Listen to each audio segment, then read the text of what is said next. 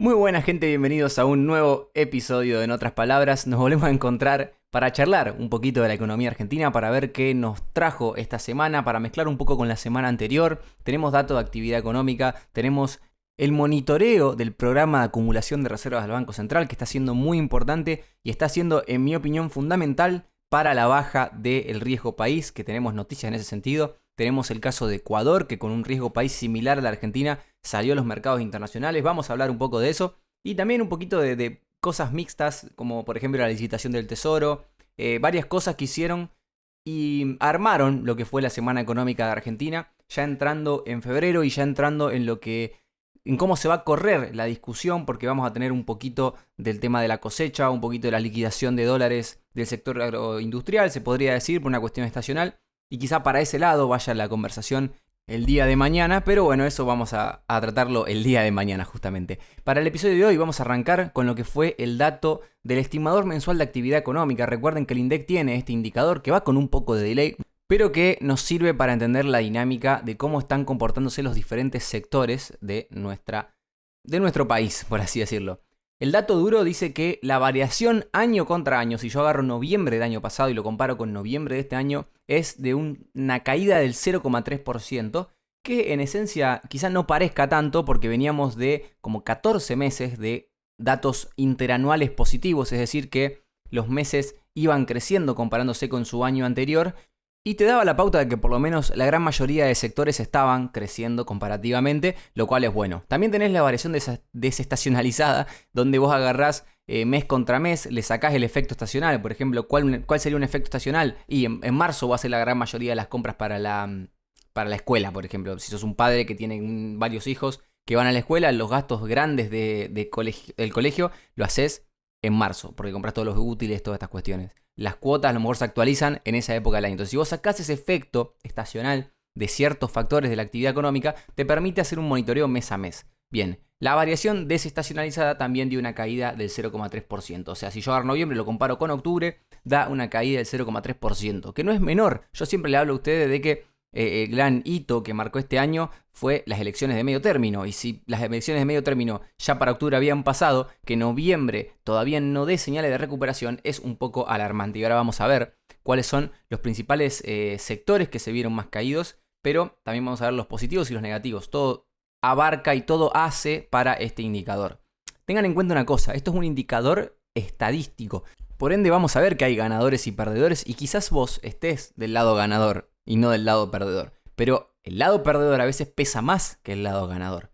Porque para este caso, para este noviembre, hay 10 sectores que registraron suba y 5 registraron caídas. Pero ¿qué pasa? Los que registraron caídas abarcan gran parte de la masa salarial que se paga en Argentina, abarcan a mucha mano de obra de manera intensiva, y los sectores que subieron, que son más, tienen más de capital intensivo. Esto lo nombré mucho en muchos episodios, pero justamente esto. A la gente, ¿qué le pega más? Y bueno, los sectores que más emplean gente, los sectores que más abarcan gente, justamente. Por ejemplo, ¿quiénes son los ganadores de este mes? Primero, la intermediación financiera. Hubo un gran aumento de la actividad de asociaciones de bolsa, de los bancos, o sea, la intermediación financiera creció mucho. La agricultura, la ganadería, la caza y la silvicultura, todo este sector, el sector agropecuario, Argentina, si le querés llamar de alguna forma, con todos sus derivados, creció un 10,5%, pero es lo que le dije antes, no emplea tanta gente de manera directa como lo hacen otros sectores que cayeron mucho más. La pesca, por ejemplo, cayó un 25% año contra año.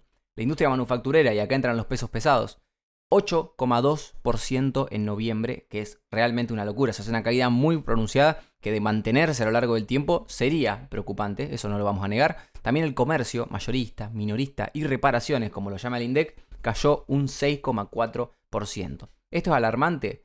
Te dice que los niveles no se pudieron recuperar. Nosotros veníamos de varios meses de crecimiento sostenido, independientemente de que en 2024, principios de 2024, vimos una caída muy fuerte de varios sectores. Pero a partir de ahí se empezó a recuperar un poco la cosa, empezó a crecer lentamente, moderadamente, a un ritmo sostenido, y tuvimos hasta febrero de 2025 una economía relativamente en crecimiento. Ahora se estancó y estamos apenas por debajo de los niveles máximos que ha tenido el indicador de actividad económica, como dije recién, pero que aún así, con esta caída del 2025, de finales de 2025, todavía Argentina siguió creciendo a un ritmo del 4%. Se estimaba que iba a ser un 4,5%. A principio de años hablamos de un 5%. Pero bueno, nos quedamos en un 4% que no es poco.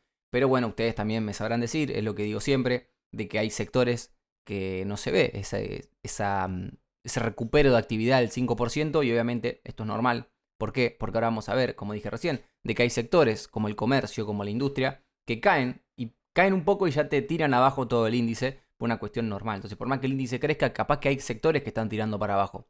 Pero también hay muchos sectores que están ganando. Por ejemplo, si yo agarro intermediación financiera que subió 13,9%, agricultura, ganadería, lo que dije recién, 10,5%, explotación de minas y canteras, 7%, el rubro de transporte que creció 1,8%, la actividad inmobiliaria 0,4%. Pero ¿qué pasa? Ahí volamos para atrás. Yo te digo que la intermediación financiera subió casi 14%, pero en el indicador del EMAE solamente te aumenta un 0,5 puntos de ese indicador. Lo mismo con la agricultura, sumó un 10% interanual, pero el indicador solamente suma 0,5 puntos en el armado del indicador final, ¿no? Entonces, ¿qué quiero decir con esto? Que los sectores, por ejemplo, como la pesca, que cayó 25%, como en tamaño es menor que el resto, solamente modificó de manera negativa al indicador en 0,07 puntos. O sea, no es nada, una caída del 25%, que es una locura para un nivel de actividad económica. Pero, por ejemplo, si vamos más abajo y vemos el comercio mayorista, el comercio minorista y las reparaciones, o sea, un poco la prestación de servicios a nivel minorista, esa caída del 6,4% al índice le significa una caída de un punto entero casi. Lo mismo para la industria, una caída de 8 puntos significa una caída en el indicador de 1,3, 1,4 casi que te diría, puntos. Entonces eso que te marca un poco la cancha. Por más que haya muchos sectores que hayan crecido o que se hayan mantenido igual, los dos sectores que más pesan en el índice cayeron. Entonces el indicador no te va a dar tan bien. También te habla un poco, si se quiere bien, de que el indicador dio números positivos durante todo el resto del año, aún con estos sectores también bastante deprimidos. Es una tarea que hay que recuperar, el nivel de, yo creo que de los servicios públicos, de la obra pública, del comercio y de la industria son cosas que hay que recuperar porque se va a sentir mucho en el bolsillo. Entiendo también que la obra pública está muy conectada a altos niveles de gasto público. Va a ser difícil mantener un superávit fiscal si querés recuperar la obra pública a los niveles que estaban antes. Sé que se está haciendo algo en materia de concesión de rutas, pero bueno, todavía vamos a tardar en ver esos efectos positivos porque se licitan, después se concesionan y recién ahí las empresas que concesionaron van a empezar a hacer obras y van a empezar a modificar. Y van a poner, bueno, sus respectivos peajes, harán todo el laburo que tengan que hacer, acordes a la legislación, ¿no? Porque no se pueden poner peajes cada 100 metros. Pero bueno, como dije recién, ya estamos llegando a diciembre. Vamos a ver ahora qué se espera de diciembre. Ya hay consultoras, Equilibra principalmente, que sacó un adelanto de actividad económica, lo cual te va a permitir ver cómo va a evolucionar la película. El spoiler es que el dato va a ser positivo, pero eso lo vamos a ver ahora. Pero bueno, como dije recién, estimábamos un crecimiento acumulado para todo el 2025 del 5%. Todas las consultoras en general, el FMI creo que también hizo lo propio con Argentina. Pero bueno, ahora vimos una pequeña caída del 4%. Las elecciones pegaron muy fuerte en el nivel de actividad y se espera que para los próximos años veamos un poquito de mejora en ese sentido, aunque el crecimiento para el año que viene ya se ve un poco menos que este año. La consultora llamada ABSEB, que ya empezaron a hacer sus proyecciones, en una nota lo leí, y ellos estiman que se va a consolidar un ciclo de crecimiento un poco más sostenido, encadenando estos 2 años consecutivos de expansión. Realmente la economía argentina, mal que mal, en estos 2 años estuvo creciendo. Hay sectores que crecieron y crecieron mucho. Fíjense cómo evolucionaron, por ejemplo, los salarios en Neuquén con todo esto de la extracción de petróleo, de gas y oil. Los salarios están volando, el trabajo está bastante bien. Hablo solamente de Neuquén, ¿no? Pero hay sectores que sí estuvieron ganando, ¿no? Y te habla, bueno, de que en este escenario estaría impulsado por una mejora en las condiciones de financiamiento. Esta caída del riesgo país que vamos a ver, que vamos a hablar ahora, se va a seguir profundizando si la cosa sigue así, si se sigue acumulando reservas, va a caer el riesgo país, esto va a dinamizar la inversión, porque cuando cae el riesgo país, la tasa de Argentina cae. Si cae la tasa de Argentina, el costo de pedir dinero prestado es menor. Y si cae el costo de pedir dinero prestado, es mucho más fácil emprender proyectos de inversión, de emprendimiento, de negocio de cualquier tipo. Es mucho más fácil. Porque cuando vos agarrás y decís, che, tengo que poner una plata, ¿la pongo en un bono de Argentina o la pongo en un proyecto de inversión? Che, el bono de Argentina, ¿cuánto está rindiendo? Y un 10% anual, la TIR. ¿Y qué? Si yo pongo un emprendimiento, ¿me tiene que dar más de un 10% anual? Sí, básicamente, para el costo de oportunidad es ese. Entonces, la diferencia entre lo que te va a rendir este bono, por poner un ejemplo, una tasa segura en Argentina o una tasa fija en Argentina, comparado con un emprendimiento que tiene su riesgo, etcétera, etcétera, va a marcar la cancha, porque en la medida de que el emprendimiento de riesgo te pueda dar mucho más ingresos que el bono, vas a elegir o vas a preferir, o va a haber más tendencia a preferir la inversión en la economía real, la inversión en un emprendimiento que genere puestos de trabajo, que genere actividad, que genere movimiento. Entonces, ahí se ve la diferencia. Cuando bajemos la tasa, y si sigue bajando la inflación y sigue bajando la tasa, mejor todavía, vamos a ver un gran o cierto dinamismo en ciertos sectores de la actividad económica. El objetivo a tener en cuenta para este año es que siga bajando el riesgo país, que está pasando, ahora vamos a hablar, pero que siga bajando el riesgo país, que se consigan mejores condiciones de financiación y también se va a ver no solamente en el sector privado, sino en el sector público. Córdoba ya está endeudándose con el exterior a unas tasas de 9%, si no me equivoco, que es algo bastante razonable para el contexto que tiene Argentina, lo cual le va a permitir a Córdoba tener más espacio o tratar de reperfilar sus vencimientos de deuda para ser un poco más laxo en ciertas políticas económicas. No es lo mismo tener que pagar vencimientos de deuda grandes este año que en 5 años, tenés mucho más plazo. Entonces se espera que estas mejores condiciones de financiamiento, junto con la caída del riesgo país, acompañen un poco a la actividad económica. Tampoco nos van a salvar, no es que se solucionen los problemas del país porque tenemos financiamiento, pero te da mucho más tiempo, más plazo, podés parar la pelota, aunque sea. Así que bueno, en ese sentido.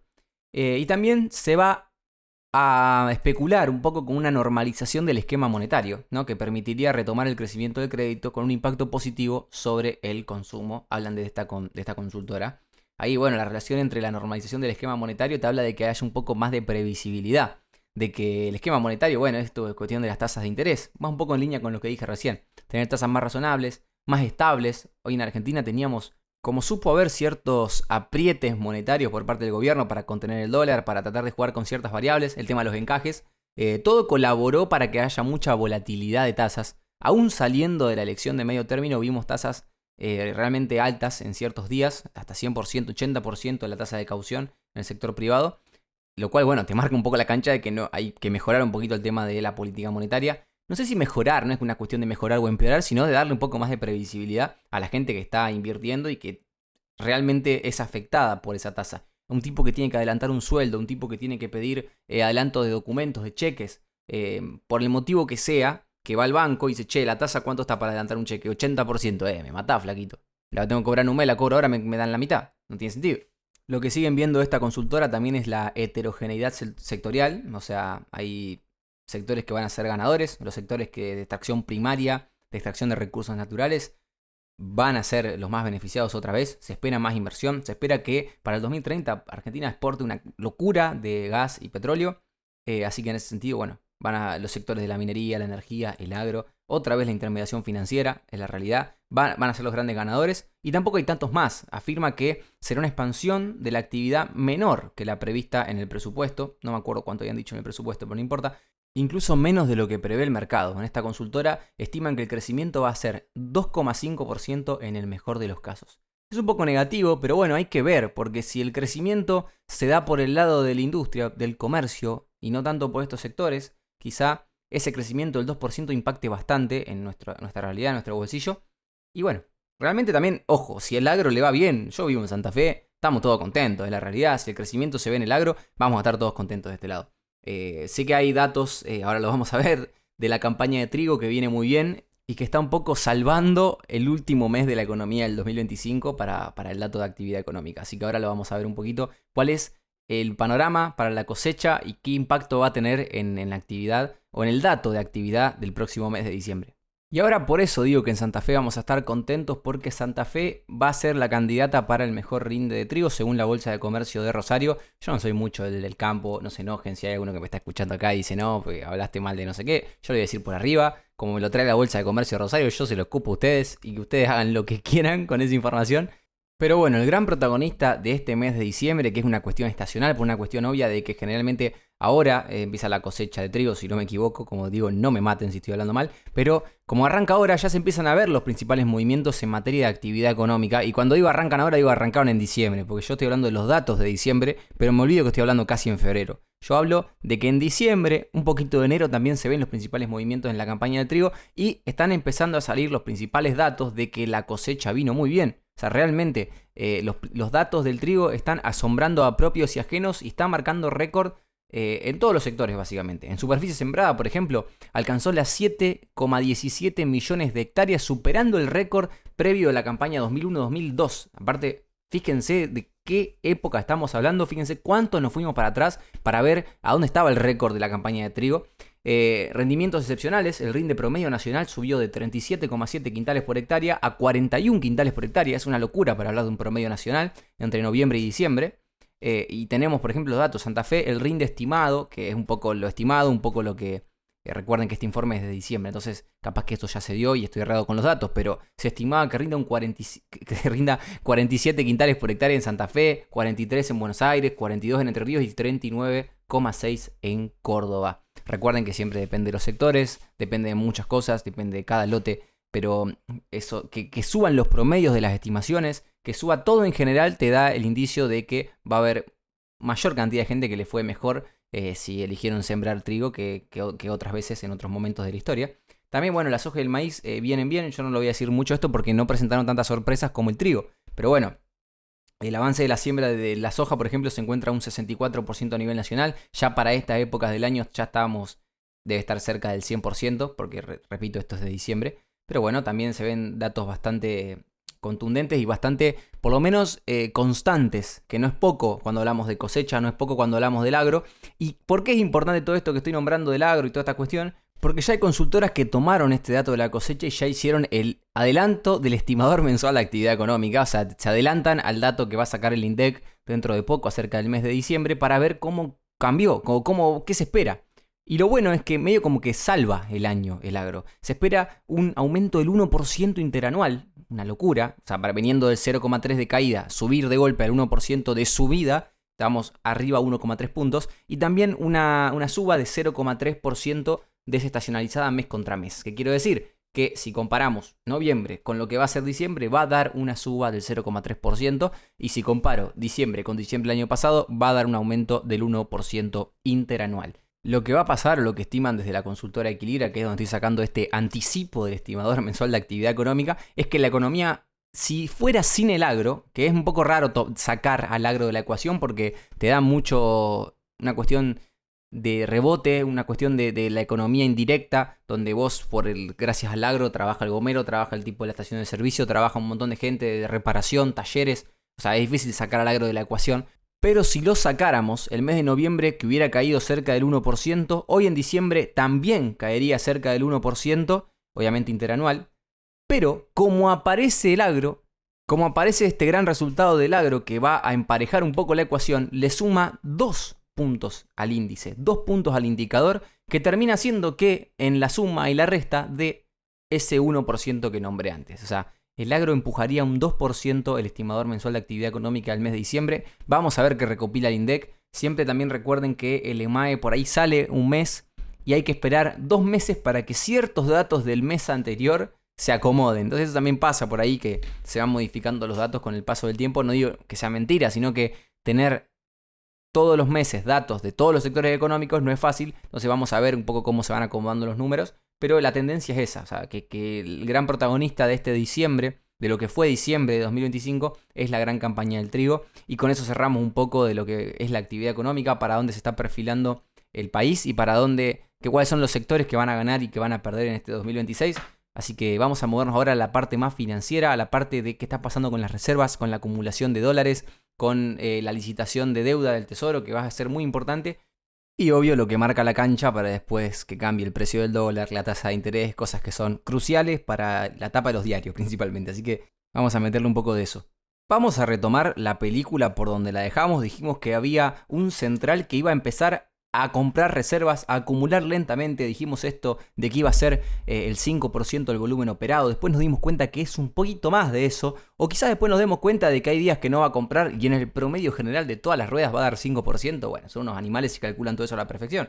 Pero lo que quiero decir es que estamos viendo compras activas del Banco Central. Y ahora salió otra pata de la discusión que dice, che, pero el Banco Central está comprando dólares, acumulando reservas, y se lo está vendiendo al Tesoro. O el Tesoro la está desembolsando, la está vendiendo al mercado. ¿Eso qué sentido tiene? Entonces ahí se empieza un tira y afloje, un juego entre Tesoro y Banco Central para terminar haciendo o componiendo lo que es la construcción de las reservas internacionales que tiene el país y también lo que va a hacer al cálculo de reservas internacionales netas, que va mirando mucho el FMI para sacar las estimaciones, las proyecciones, ver el estado de Argentina en ese sentido. No voy a meterme en el cálculo de las reservas netas internacionales, pero bueno, hay que tomar las reservas brutas, restarle los vencimientos de títulos menores a un año. O sea, si vos tenés deuda que pagar en dólares con un plazo menor a un año, te lo toma para el cálculo de reservas internacionales. Ahora ya se está empezando a hablar de cambiar un poco ese cálculo para adaptarlo un poco mejor a la situación de Argentina. La realidad es que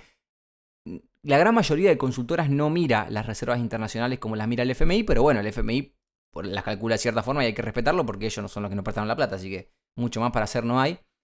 Y obviamente a partir de eso se fija el cálculo de acumulación de reservas.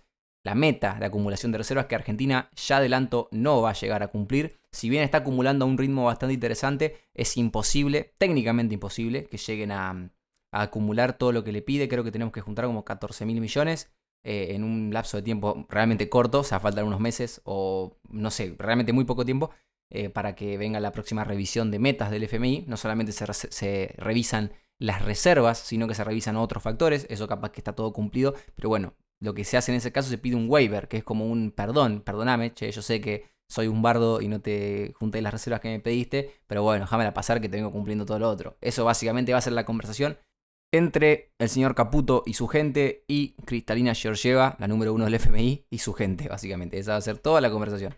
Bien, hoy el dólar está más o menos 1.465, sin movimientos demasiado bruscos. La banda está bastante más arriba que eso, tenemos un margen todavía para seguir subiendo. El Banco Central, en ese sentido, como todavía ve que tiene margen y como vamos a ver ahora, tiene ciertas garantías de ingreso de divisas que le permiten tener ese colchón que puede acumular ahora. ¿Por qué? Porque en la esencia el precio de algo es la oferta y la demanda. Es la oferta de dólares, para el caso del precio del dólar, la oferta de dólares y la demanda de dólares. Y como decimos, cuando el Estado se mete a comprar, ya sea como Banco Central o como Tesoro, está siendo un demandante más de dólares, lo cual puede hacer que termine subiendo el precio. El Banco Central ahora está comprando a un ritmo de 30 y pico, 50, 60, por ahí te va metiendo esas compras. En el caso, por ejemplo, hace 2 días compró 33 millones de dólares en el mercado oficial de cambios y ya está sumando una acumulación de 1.082 millones este año, haciendo que las reservas brutas, el número total de reservas que tiene el Banco Central, suban a 46.000 millones. Ahí no tenemos en cuenta los vencimientos, no tenemos en cuenta cuánto de eso fue prestado, cuánto no importa. En el central hay esa plata. Y principalmente debido al rally del oro, esto es muy importante, el oro está subiendo mucho. Es un indicador a veces de posibles recesiones a nivel mundial que suba tanto el oro. Hay que tener cuidado con eso. Como está, bueno, toda la cuestión, la geopolítica, un poco la cuestión financiera global está medio colgando un hilo. En ese sentido, el oro subió mucho, lo que hace que Argentina, como tiene ciertas posesiones de oro, suban esas posesiones de valor y haga que aumenten las reservas. De mantenerse este ritmo de compras, creo que Argentina terminaría el mes de enero con 1.200 millones de dólares acumulados, lo cual es bastante bueno, es un poco más de lo que ellos estimaban. Y ahora vamos a ver cuál es la contrapartida, porque también como hay esta relación, cuando el Banco Central compra dólares está indirectamente vendiendo pesos que emitió, que imprimió y que puso en el mercado, haciendo que aumente la cantidad de pesos en la economía. También juega el efecto del multiplicador, no voy a meter ahí, pero aumenta la oferta de pesos en la economía.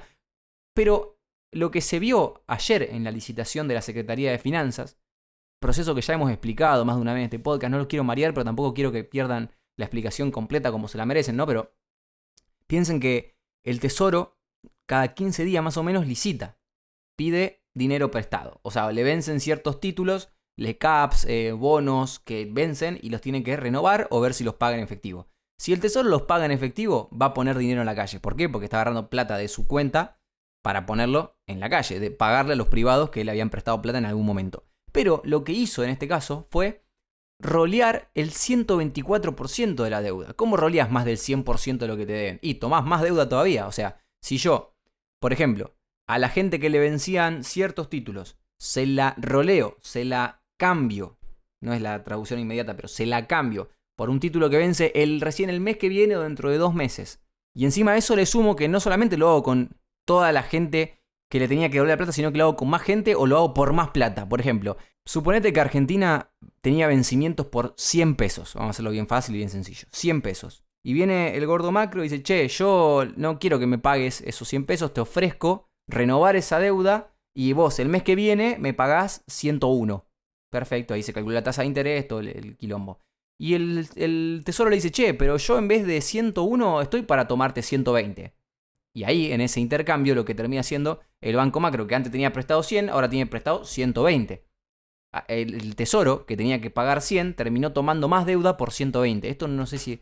No importa si es bueno, si es malo, si es saludable, si no es saludable, porque no es una conversación que pase por esta parte de la economía, de las licitaciones del Tesoro. Es una herramienta de política monetaria. Esto no ni siquiera es endeudamiento preocupante, a niveles preocupantes, porque es deuda en peso, encima no importa. Más allá de eso. En esa operatoria lo que hace el Tesoro es estar chupando pesos de la economía. Porque si antes tenía que pagar 100, pero en vez de pedir 100, pidió 120 para patear esa deuda, para pagarlo el mes que viene, ahora sacó 20 pesos de la calle. Entonces en esa operatoria el Tesoro puede jugar y sacar pesos de la calle. Y si se fijan, el Banco Central cuando compra dólares, mete pesos a la calle. No saca, los mete. Entonces, ¿qué pasa? Hace ese juego. Por un lado mete, por otro lado lo saca. El Tesoro ahora se hizo bueno, aumentó su cantidad de pesos en su cuenta en el Banco Central por esta operación que dije recién, de tomar más plata de la que en realidad tenía que vencía, básicamente. Y por el otro lado, el Banco Central los puso en la calle. ¿Cuál es el resultado final de esto? Bueno, controlar la inflación. Si la inflación, según el gobierno, es un fenómeno monetario que a medida que hay más dinero circulando en la calle, hay más propensión a que aumenten los precios por una cuestión de nominalidad, una cuestión de que hay más plata circulando en la calle, justamente, lo que te interesa si estás comprando dólares y poniendo pesos es tratar de sacarlos de alguna forma para que no se haya la inflación. Capaz que tiene que ver un poco el dato de inflación que les empezó a preocupar, 2,8% no es menor, es un salto bastante grande que creo que ellos no se esperaban. Entonces, bueno, en ese sentido, están viendo cómo pueden regular un poco la cosa. Hay otras cosas que se dejan de lado, por ejemplo, si el Tesoro en vez de renovar el 120%, renovaba el 80% y ese 20% que restaba lo pagaba en efectivo, ponía más plata en la calle, en la plaza, y bajaban las tasas de interés, porque hay más liquidez, el precio del dinero baja porque hay más dinero dando vuelta. Entonces ahí baja la tasa de interés, capaz que se dinamiza un poco más la economía, pero hay otra contrapartida, como puede ser que ese dinero, como ahora hay más en la calle, se te vaya un poco al dólar. Se te va al dólar, suben los precios, bueno, puede acumular más reservas, etcétera, etcétera. Suben los precios del dólar, quiero decir. Entonces, yo sé que mareé un poco, pero lo que quiero decir es esta jugada, este tira y afloje que se hace de diferentes sectores, de quienes conducen la política económica y monetaria argentina, para regular esta cantidad de pesos que hay en la economía, para regular un poco el precio del dólar y poder darle más cancha a ellos a que siga teniendo pie para acumular el Banco Central. Che, y ahora llama un poco la atención, ¿cómo puede ser que el Banco Central esté comprando día a día, acumule 1.000 millones y el precio tanto no se mueva? Porque no son compras menores la que hace en esta época del año, porque si estas compras las haces en febrero, marzo, abril, junio, que estamos bien en época de liquidación de la cosecha, donde entran muchos dólares al país, donde hay mucha oferta de dólares en el país, porque bueno, nosotros vendemos los cereales, vendemos toda la producción y entran dólares, porque lo vendemos por dólares. Lo que quiero decir con esto es que son épocas del año donde el central suele acumular mucho por una cuestión del momento del año, porque se liquida esto y Argentina, bueno, trae muchos dólares por esto. Cuestión, ¿por qué si compra a este ritmo tan sostenido y tan constante el precio del dólar tanto no se mueve? Porque hay ciertos indicios que están señalando que esa oferta de dólares ya se está empezando a mover en esa dirección. No por el agro, sino por otros factores, incluyendo al agro. Por un lado, bueno, comenzó a acelerar justamente la liquidación del sector agropecuario, con un ritmo que se ubicaría por encima de los 100 millones a partir de enero. Lo que dije en este mismo episodio acerca de la cosecha de trigo. La cosecha de trigo vino muy bien, están liquidando grandes cantidades, se cosechó mucha cantidad y por ende se está vendiendo mucha cantidad. Y se adelantó un poco esa liquidación fuerte que hay de parte de la cosecha de trigo. Después va a venir la de la soja más adelante y el maíz un poco lo mismo. Y los otros cereales que son en tamaño menores, pero que también hacen a los dólares que entran. Entonces, tenés esa liquidación con un ritmo que se ubicaría por encima de los 100 millones a partir de enero. O sea, en diciembre vimos un aumento y ahora ya para enero se estima que de base vas a tener 100 millones diarios de dólares que te van a estar entrando gracias al agro. Si lo comparás con diciembre del 2025, el mes pasado, eran 53 millones diarios y 35 millones diarios en noviembre de 2025. Por ende, pasar de 50 a 100 es duplicar. Tenés un colchón de dólares muy bueno para aprovechar ahí y de esa oferta que te entra, voy a ir comprando un poco para mantener el precio. ¿Qué pasaría si el central no se metiera y el precio del dólar seguiría bajando? Hay que ver qué tanto nos conviene que siga bajando. Para mí este precio está bien, es un precio, yo ya lo dije en otro episodio, hasta buscaría un nivel más alto. Entiendo que hay esa contrapartida de la inflación, se sube el dólar, hay muchos costos de la economía argentina que están apoyados en el dólar porque son insumos importados, por el motivo que sea. Entonces por ahí un poco se va a disparar la inflación, pero en materia de balanza comercial, quizá lo más óptimo sea subirlo un poquito. Yo lo planteo como una discusión. Cada uno dice lo que quiere. Algunos dicen que es echarle agua al vino, o sea que estás haciendo que tu moneda valga más barata, por eso no te tendría mucho sentido, que es una receta que ya se comprobó que no funcionó. Y otros te dicen, che, pero no estoy pidiendo que lo lleves a 3.000 pesos, estoy pidiendo que lo lleves a 1.600, 1.000, ahí, no mucho más. Como para meterles empujoncito que se equilibren un poco los precios y que la economía interna un poco se empareje al exterior. Porque bueno, ya me estoy cambiando de tema totalmente, pero no importa, ese es el punto de la discusión de lo que quiero decir. El precio, ¿cuál tiene que ser el precio del dólar? Bueno, si el Tesoro o el Banco Central no se metieran a hacer estas compras que están haciendo, el precio caería seguramente. Y ahí empezaría la discusión de si nos conviene tener un dólar más caro que lo que en realidad estaría si no comprara. Bueno, volvemos al tema principal, al hilo principal de la conversación. ¿Qué otras cosas impulsan a que el gobierno pueda estar comprando estas cantidades? Bueno, tenés préstamos al sector privado en dólares. Sector privado, las empresas que están emitiendo obligaciones negociables. Las obligaciones negociables son como bonos, los bonos que emite el Tesoro argentino, que dijo que cada 15 días tiene licitaciones. Bueno, esas licitaciones son emisión de bonos, de letras, y las empresas también emiten bonos o letras, depende del plazo. Se llaman obligaciones negociables, o sea, le piden al mercado que les manden plata, que les presten plata a cambio del día de mañana pagar una tasa de interés y, devolver ese dinero que tomaron prestado. Entonces, ¿qué pasa? Si yo soy una empresa, le pido plata a inversores, obviamente esta plata está en dólares, que conste, y soy el gordo YPF, soy el gordo Pampa, el gordo Metrogas, y me entran dólares y los tengo en mi cuenta, yo esa plata la quiero para ser productivo, para hacer inversiones, para pagar sueldos, si se quiere, qué sé yo, para lo que sea, y necesito gastarla en pesos, porque vivo en Argentina, hago los gastos en pesos. Entonces, ya está empezando a haber ciertos indicios de que todo ese dinero que entró por préstamos de empresas, por esos bonos que emitieron las empresas, todavía no impactó en el mercado de cambios. ¿Qué quiere decir? Estas empresas todavía no fueron a pedir los pesos por esos dólares. Porque, a ver, ellos pidieron plata en dólares. Tienen que ir a comprar los pesos para hacer los gastos que quieran hacer porque viven en Argentina, porque operan en Argentina. Los gastos son en pesos, los impuestos se pagan en pesos, los sueldos se pagan en pesos. Entonces, la sumatoria de las empresas emitieron obligaciones negociables por 6,4 billions, o sea, 6.400 millones de dólares más o menos. Pero de esos 6.400 solamente entraron al mercado de cambios 2.800. Entonces, ¿eso qué te dice un poco? Que todavía hay plata que tienen las empresas que pidieron prestada, que son dólares, que todavía no se liquidó. Es un dinero que eventualmente va a ingresar, porque las empresas por algo esa plata la pidieron y la tienen que usar, la quieren usar porque quieren invertir y quieren crecer. Entonces, quedan 3.600 millones de dólares para ingresar. También se hace la aclaración de esos 3.600, 1.300 son para pagos de deuda privada que tienen ellos. Así que bueno, queda ahí un remanente de 2.300 millones que van a tener que entrar en algún momento. Y que bueno, en contrapartida al agro, el agro es una operación comercial, esto es una operación financiera, es un préstamo que tiene como contrapartida que así como te entraron 2.000 o te tienen que entrar 2.300 porque pidieron dólares, las empresas en algún momento eso lo van a tener que devolver, lo van a tener que pagar y te lo van a tomar otra vez a vos. Pero bueno, eso faltan años para que se devuelvan. Las obligaciones negociables generalmente son a varios años, entonces es un dinero que ahora está entrando. Después lo van a pedir, obviamente, pero eso es un problema para mañana. Esos dólares van a entrar ahora. Entonces ahí el Banco Central está diciendo, che, hay plata que va a entrar.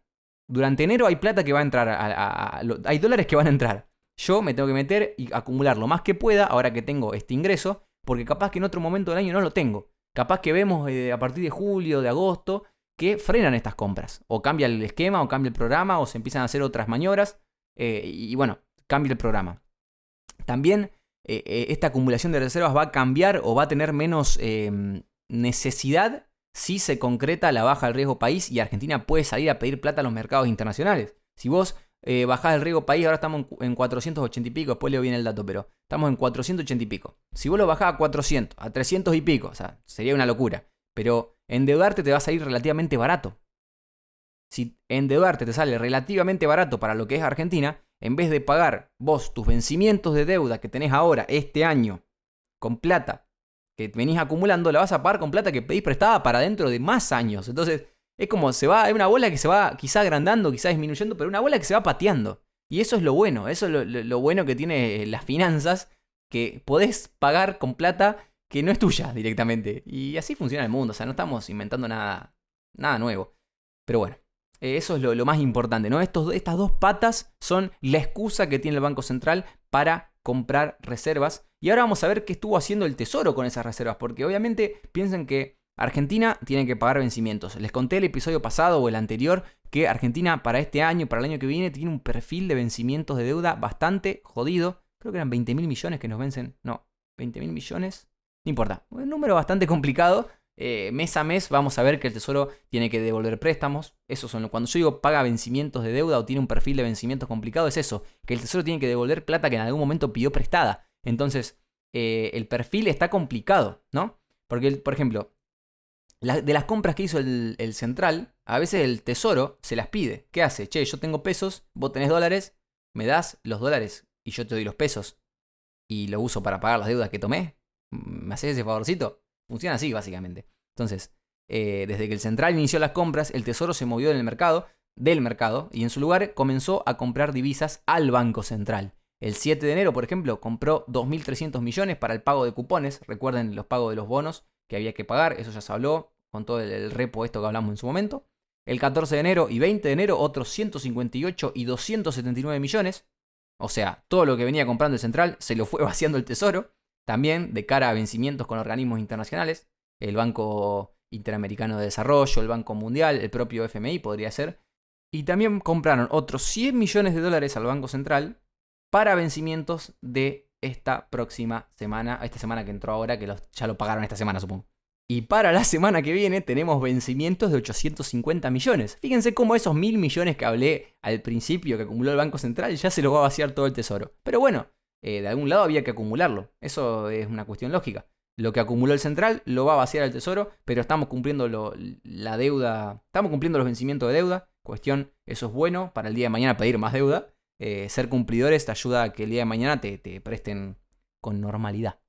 Así que después de todos estos números que yo le dije, si yo agarro lo que el Tesoro le pidió al Central y lo que compró el Central, o sea, dije que el Central para fin de enero va a tener acumulados 1.200 millones aproximadamente.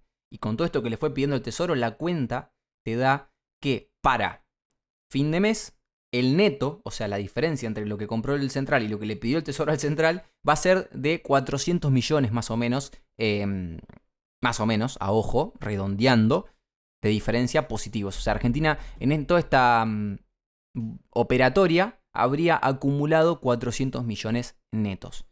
Acumuló más, obviamente, pero también tenía que pagar más vencimientos, lo cual, ya te digo, había muchas dudas con esto, había mucha incertidumbre en materia de dónde se estaban yendo esos dólares que compraba el Central, porque por ahí se veían que vaciaban las reservas, caían 300 millones de reservas de un día para el otro y no se entendía por qué. Bueno, ahí después entendimos que por los vencimientos de deuda que tenía el Tesoro, obviamente. Lo último que tenemos para decir es que esta acumulación de reservas le permitió, a lo mejor no importa tanto el número, porque solamente acumularon 400 millones o van a acumular 400 millones para final de enero, pero ayuda este programa, esta certidumbre, este pago de compromisos por parte de Argentina, todo colaboró para la baja del riesgo país. Hace una semana, 10 días que estamos viendo sistemáticamente que el riesgo país baja. Y el último dato disponible, y no tengo el de hoy porque no me metí a Twitter todavía, pero o no lo leí todavía de algún otro lado, es que cayó casi un 2% en una rueda, cayendo a 484 el riesgo país. Y lo que todos estimaban o lo que todos esperaban en algún momento es que Argentina rompa los 500 puntos, porque a partir de los 500 puntos ya empieza a ser razonable pedir deuda en el exterior. ¿Qué quiero decir con esto? De que, otra vez no me quiero repetirme con cómo se calcula el riesgo país, pero vos lo que haces con el riesgo país es comparar tus bonos con los de Estados Unidos. El bono de Estados Unidos, ¿cuánto rinde? 3, 4% anual. ¿Y mi bono cuánto rinde? 9% anual. Entonces, si yo me quiero pedir deuda, le quiero pedir deuda al mercado internacional, ¿a cuánto me tengo que salir a endeudar? Y bueno, a eso, a 9%, 9 y pico por ciento. ¿Por qué? Porque es la diferencia entre tu riesgo país y el riesgo de Estados Unidos. Obviamente, no es por el riesgo país que vos te podés empezar a endeudar por menos plata. Es por el hecho de que como tus bonos están empezando a rendir un poquito menos porque son más seguros, porque son más confiables, o sea, es bueno que un bono rinda menos en materia de solidez, no si te querés timbiar la plata, pero bueno, en materia de solidez, de confianza en tu país, es bueno que tus bonos rindan poco, porque te da la señal de que el mercado confía en vos y que tus bonos son relativamente más seguros. A mayor tasa de interés, mayor riesgo, a mayor riesgo, más inseguridad. El mercado empieza a ver que Argentina es más sólido y bajó el riesgo país. ¿Por qué? Porque la gente confía en los bonos de Argentina, las instituciones, los inversores confían en los bonos de Argentina. Entonces, cayeron a niveles de 484 puntos básicos del riesgo país. Y justo ahora, lo vamos a nombrar esto, se abrió una ventana o un experimento social, si se le quieren, una observación de lo que sería la realidad para Argentina si se quiere salir a endeudar a estos niveles de riesgo país. ¿Por qué? Porque Ecuador salió a pedir plata a los mercados internacionales. Y Ecuador tiene un riesgo país de 430 puntos. Entonces, viendo a qué tasa de interés le prestaron a Ecuador, vamos a poder ver a qué tasa de interés se puede llegar a endeudar a Argentina.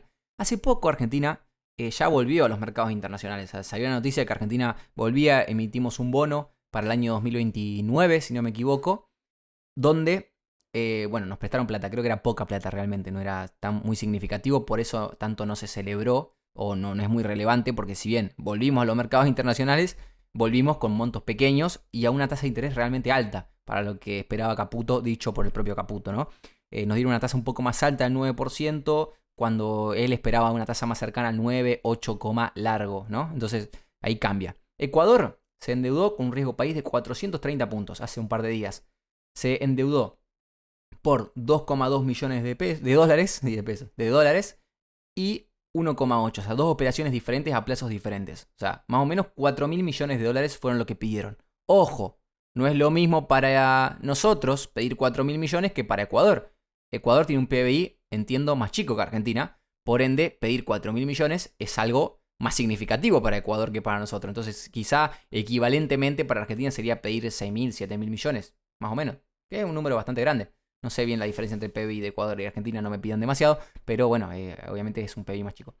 Entonces, lo importante, se endeudaron a 8 y a 13 años. O sea, dije 2,2, 2.200 millones a 8 años y 1.800 millones a 13 años. La tasa de interés, la operación de 8 años fue pactada a una tasa de interés del 8,75%. Yo creo que si Caputo mira esto y dice, bueno, che, yo tenía un riesgo país de 500 y pico, 600 puntos, y me pidieron una tasa de 9,3%, ponele. A Ecuador le pidieron 8,75% con 430. Pondero y no estoy tan errado. Tipo, está lejos, porque para mí nos pidieron más a nosotros que a ellos. Pero también, como dije recién, 4.000 millones para Ecuador es mucho más significativo que para Argentina. Si Argentina se para y quiere pedir 4.000 millones, a lo mejor le dan una tasa un poco más chica. Por una cuestión de riesgo, de seguridad, de confianza en que eso se pague. Y también los 1.800 millones de dólares que pidió Ecuador como segunda parte de la misma operación está pactado a 13 años, un plazo muy largo, a una tasa de interés del 9,25%. Una tasa de interés más alta, pero a un plazo de 13 años. Es una locura. Imagínate que con el quilombo de vencimientos que tiene Argentina ahora, pedir plata a 13 años, ya sé que es una tasa alta todavía, pero a un plazo de 13 años te soluciona muchos problemas, porque podés jugar a tu ritmo directamente. Eso es lo que te da la ventaja de salir a pedir plata a los mercados internacionales, que vos ahora manejás mejor los tiempos porque te prestaron dinero a un plazo muy largo y no tenés que pagar, o podés usar ese dinero para pagar los vencimientos que tenías ahora en un plazo mucho más corto, que te tenían ahí medio apurado, medio incierto, y le da un poco más de tranquilidad al país. Así que bueno, esos son los datos de la licitación o del dinero que pidió Ecuador a los mercados internacionales, que le dan un poco la pauta a Argentina de cómo se va a endeudar si se endeuda. Así que bueno, así concluye una nueva jornada, una nueva semana en los mercados de Argentina, en la economía de Argentina, y estuviste acá para enterarte un poquito de todo. Cualquier comentario, cualquier me gusta, cualquier compartir a mí me sirve un montón. Si tenés algún amigo que le gustan estos temas, si tenés algún amigo que es buena onda y me quiere poner 5 estrellas en el podcast, o me gusta en YouTube porque es buena onda y me lo quiere poner, te agradecería muchísimo a vos, a tu amigo y a toda tu familia que seguramente te hizo a vos buena persona para que hagas eso. Así que nada, ahora en serio, gracias por escuchar un episodio más y nos vemos en una nueva edición de En Otras Palabras.